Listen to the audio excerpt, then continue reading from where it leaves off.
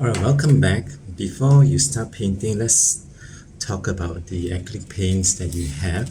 Actually, acrylic paint, right, is like watercolor, but it's being added with another binder called a polymer, which is like plastic. So it's like what we use to paint our walls at home.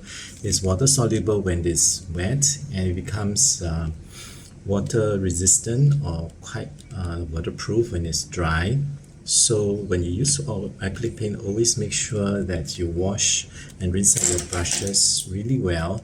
If not, right, your brushes will only have a very short shelf life, or they will be damaged along the way. So nobody paints from imagination to be successful in our first try. So I recommend that you find references for your color scheme, like the one that you see this corner. Alright, so I'm just going to follow that color scheme and I'm going to paint according to that. Now you notice that the background that I have is actually a very big area, and it goes on from the side to side. So if I were to just use this plastic sheet to get the colors out and paint, it will actually use up the entire plastic sheet, and it will dry too quickly for me to apply the paint.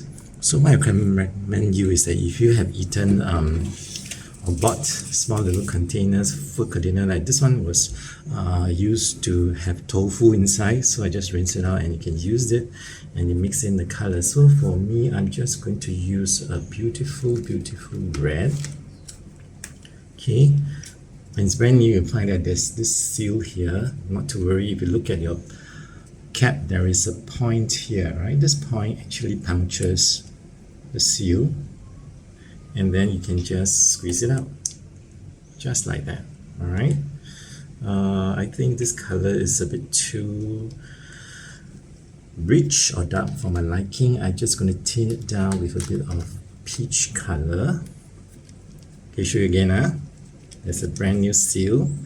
There's a pin here on the cap. Turn it upside down, press it down, and you will get your peach color.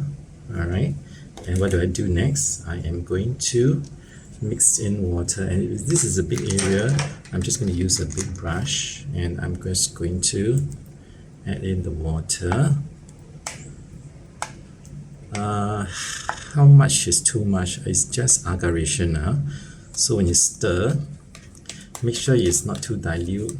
Okay, you can feel it. How do you feel it? If it feels like you're stirring jam, then it's quite alright. If you feel like you're stirring peanut butter, then it's too thick. Okay, I think this is oops. You see, when you stain the place, you have to quickly get your paper towel to the rescue and quickly wipe out. If not, when it dries, it becomes waterproof.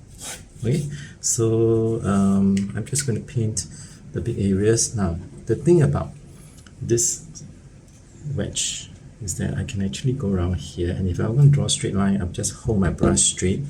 You can get very nice straight line, right? So I'm just going to quickly cover up the background, and I'll see you in a while, because I think all of us are excited to start painting.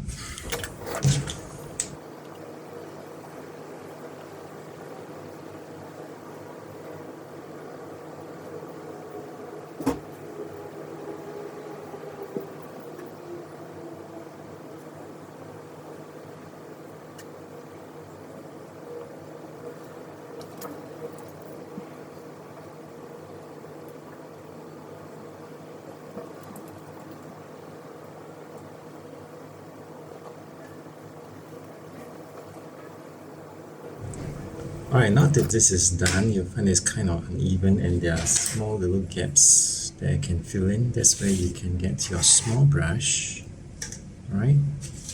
And then we will paint in the small gaps.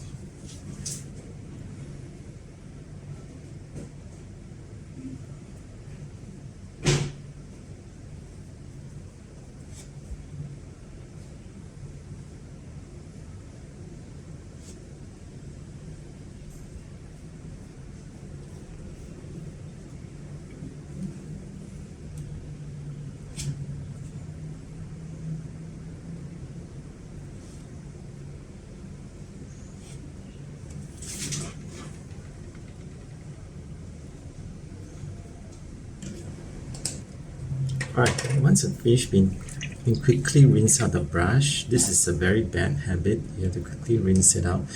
Like I said earlier, if you don't, when it's dry, it is permanent, waterproof, and it's very hard to get rid of the paint.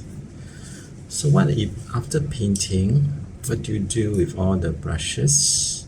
Some of us just like to leave it inside the container, which is a bad thing because it actually flexes and it bends the bristles. What you should do is to run to the toilet and rinse it out.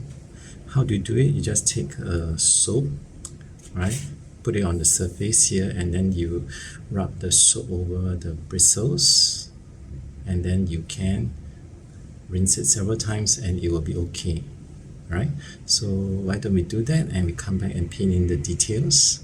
If you don't need to see how I paint these details, you can just go ahead and go offline, and I'll see you in just a while.